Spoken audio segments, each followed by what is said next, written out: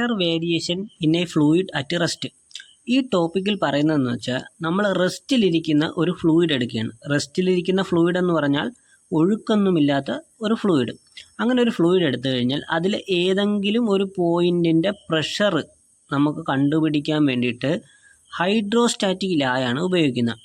അപ്പോൾ ഈ ഹൈഡ്രോസ്റ്റാറ്റിക് ലാ പറയുന്നത് എന്തെന്ന് പറഞ്ഞാൽ നമ്മൾ pressure, rate of increase of pressure increase ചെയ്യുന്ന തോത്, അത് വെർട്ടിക്കലി ഡൗൺവേർഡ് ഡയറക്ഷൻ. നമ്മൾ ഫ്ലൂയിഡിൽ താഴോട്ട് പോകും തോറും ഇതിൻ്റെ ഈ പ്രഷർ ഇൻക്രീസ് ചെയ്യുന്ന തോത് എന്ന് പറയുന്നത് അവിടെയുള്ള ഫ്ലൂയിഡിൻ്റെ സ്പെസിഫിക് വെയ്റ്റിന് ഈക്വൽ ആയിരിക്കും എന്നുള്ളതാണ് ഹൈഡ്രോസ്റ്റാറ്റിക് ലാ പറയുന്നത്.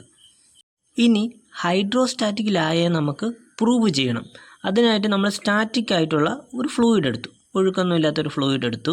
ആ ഫ്ലൂയിഡിൻ്റെ ഫ്രീ സർഫസിൽ നിന്നും ഇസഡ് എന്ന് പറയുന്ന ഒരു ഹൈറ്റ് താഴെയായിട്ട് ഒരു ഫ്ലൂയിഡ് എലമെൻറ്റ്, വളരെ ചെറിയ ഒരു ഫ്ലൂയിഡ് എലമെൻറ്റിനെ കൺസിഡർ ചെയ്തു. ഈ ഫ്ലൂയിഡ് എലമെൻറ്റിന് നമ്മൾ ABCD എന്ന് പറയുന്ന പേര് കൊടുത്തു.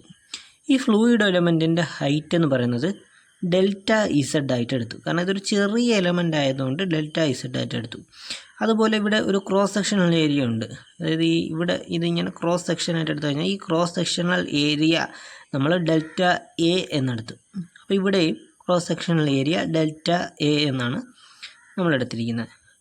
ഇവിടെ ആക്ട് ചെയ്യുന്ന, അതായത് ഈ AB എന്ന് പറയുന്ന ഈ ക്രോസ് സെക്ഷണൽ ഏരിയയിൽ ആക്ട് ചെയ്യുന്ന പ്രഷറിനെ നമ്മൾ P എന്നെടുത്തു. അപ്പോൾ ഇവിടുത്തെ നമുക്ക് എന്ത് ചെയ്യണം? പ്രഷർ ഫോഴ്സ് എത്രയാണെന്ന് അറിയണം. ഈ പ്രഷർ ഫോഴ്സ് എന്ന് പറയുന്നത് ഈ ഒരു AB എന്ന് പറയുന്ന സെക്ഷന് പെർപെൻഡിക്കുലർ ആയിട്ടായിരിക്കും ആഡ് ചെയ്യുന്നത്. അപ്പോൾ പ്രഷർ എന്ന് പറയുന്നത് ഫോഴ്സ് ബൈ ഏരിയയാണ്. അപ്പോൾ ഫോഴ്സ് എന്ന് പറയുന്നത് പ്രഷർ ഇൻറ്റു ഏരിയ വരും. അപ്പോൾ P എന്ന് പറയുന്നതാണ് ഇവിടെ ആക്ട് ചെയ്യുന്ന പ്രഷർ. ഇവിടുത്തെ cross sectional area delta A എന്നാണ്. അപ്പോൾ P ഇൻറ്റു ഡെൽറ്റ A എന്ന് പറയുന്ന ഒരു പ്രഷർ ഫോഴ്സാണ് ഈ AB എന്ന് പറയുന്ന ക്രോസ് സെക്ഷണൽ ഏരിയയിൽ ആക്ട് ചെയ്യുന്നത്. ഇനി നമ്മൾ താഴത്തെ DC എന്ന് പറയുന്ന ക്രോസ് സെക്ഷണൽ ഏരിയ എടുത്തു കഴിഞ്ഞാൽ ഈ പ്രഷറിൻ്റെ കൂടെ ഈ ഡെൽറ്റ ഇസഡ് എന്ന് പറയുന്ന ഒരു ഹൈറ്റ് ഉണ്ടല്ലോ, ഈ ഹൈറ്റിലോട്ട് വരുമ്പോൾ ഇവിടെ പ്രഷറിന് ഒരു വേരിയേഷൻ വരും. ആ വേരിയേഷനാണ് നമ്മൾ ആ ഇസഡ് ഹൈറ്റിനനുസരിച്ചിട്ടുള്ള പ്രഷറിൻ്റെ variation P/δz into delta Z എന്ന് പറയുന്ന ഒരു വേരിയേഷനും കൂടെ പ്രഷറിലുണ്ടാകും. അത് ഈ Pയുടെ കൂടെ ആഡ് ചെയ്യും. അപ്പോൾ ഇതായിരിക്കും അവിടുത്തെ total pressure into delta A ചെയ്യുമ്പോഴത്തേക്ക് അവിടുത്തെ പ്രഷർ ഫോഴ്സ് കിട്ടും. ഇനി അതുപോലെ AD എന്ന് പറയുന്ന ക്രോസ് സെക്ഷണൽ ഏരിയയിലും BC എന്ന് പറയുന്ന ഏരിയയിലോട്ടും രണ്ട് പ്രഷർ ഫോഴ്സുകൾ അപ്പുറത്തും ഇപ്പുറത്തും ആക്ട് ചെയ്യുന്നുണ്ട്. അത് ഈക്വലും ഓപ്പോസിറ്റും ആയതുകൊണ്ട് തന്നെ അത് ക്യാൻസലായി പോകും. ഇനി ഇതിൽ അനുഭവപ്പെടുന്നതെന്ന് വെച്ചാൽ ഈ ഒരു ഫ്ലൂയിഡ് എലമെൻറ്റിൻ്റെ വെയിറ്റാണ്. അപ്പോൾ വെയിറ്റ് എന്ന് പറയുന്നത് എന്താണ്? മാസ് ഇൻറ്റു ഗ്രാവിറ്റിയാണ്. മാസിനെ ഗ്രാവിറ്റി കൊണ്ട് ഗുണിക്കുന്നതാണ് നമ്മളതിൻ്റെ വെയിറ്റ് എന്ന് പറയുന്നത്. ഇനി നമ്മൾ ഡെൻസിറ്റിയുടെ ഇക്വേഷൻ നോക്കിക്കഴിഞ്ഞാൽ ഡെൻസിറ്റി എന്ന് പറയുന്നത് മാസ് ബൈ വോളിയമാണ്. അപ്പോൾ മാസ് എന്ന് പറയുന്നത് ഡെൻസിറ്റി ഇൻറ്റു വോളിയം. അപ്പോൾ ഇത് നമ്മൾ മാസിൻ്റെ സ്ഥാനത്ത് ഇവിടെ കൊടുക്കും. മാസിൻ്റെ സ്ഥാനത്ത് density into volume into G gravitational force. ഇനി വോളിയം എന്ന് പറയുന്നത് എന്താണ്? Area into height. അതായത് ഇവിടുത്തെ ഏരിയ ഇൻറ്റു ഇതിൻ്റെ ഹൈറ്റ് കൊടുക്കുമ്പോൾ നമുക്ക് വോളിയം കിട്ടും. അപ്പം റോ ഇൻറ്റു G ഇൻറ്റു വോളിയത്തിൻ്റെ സ്ഥാനത്ത് ഡെൽറ്റ A എന്ന് പറയുന്നത് ഏരിയയും ഡെൽറ്റ ഇസഡ് എന്ന് പറയുന്നത് ഹൈറ്റും. അപ്പോൾ അതവിടുത്തെ വോളിയമായി. അപ്പോൾ rho G into delta A into delta Z ആണ് ഈ ഫ്ലൂയിഡ് എലമെൻറ്റിൻ്റെ വെയിറ്റ് എന്ന് പറയുന്നത്. ഇനി ഇതിനെ ഇക്വിലിബ്രിയം കണ്ടീഷനിലാക്കിയിട്ട് നമ്മളിതിനെ ഇക്വേറ്റിംഗ് ചെയ്യണം. സീറോയ്ക്ക് ഇക്വേറ്റ് ചെയ്യുമ്പോൾ ഈ ഫോഴ്സ് താഴോട്ട്, ഈ ഫോഴ്സ് മുകളിലോട്ട്, പിന്നെ ഇതിൻ്റെ വെയിറ്റും, ഇത്രയും ഫോഴ്സ് ഉണ്ടാവും. അപ്പോൾ ഇതിനെ നമ്മൾ ഇക്വേറ്റ് ചെയ്യുമ്പോൾ P ഇൻറ്റു ഡെൽറ്റ A എന്ന് പറയുന്നത് താഴോട്ട് ആക്ട് ചെയ്യുന്ന ഫോഴ്സാണ്. അപ്പം മുകളിലോട്ട് ആക്ട് ചെയ്യുന്ന ഫോഴ്സാണ് P. അപ്പോൾ അതിനെ കൊണ്ട് അവിടെ മൈനസ് വന്നു. P into P/δz into delta Z into delta A. പിന്നെ ഈ ഫ്ലൂയിഡ് എലമെൻറ്റിൻ്റെ വെയിറ്റ് എന്ന് പറയുന്നത് താഴോട്ട് ആക്ട് ചെയ്യുന്നതാണ്. അതിനെ കൊണ്ട് അതും പോസിറ്റീവായിട്ട് തന്നെ വന്നു. Rho into G into delta A into delta Z. ഇതിനെ നമ്മൾ സീറോയ്ക്ക് ഇക്വേറ്റ് ചെയ്തു.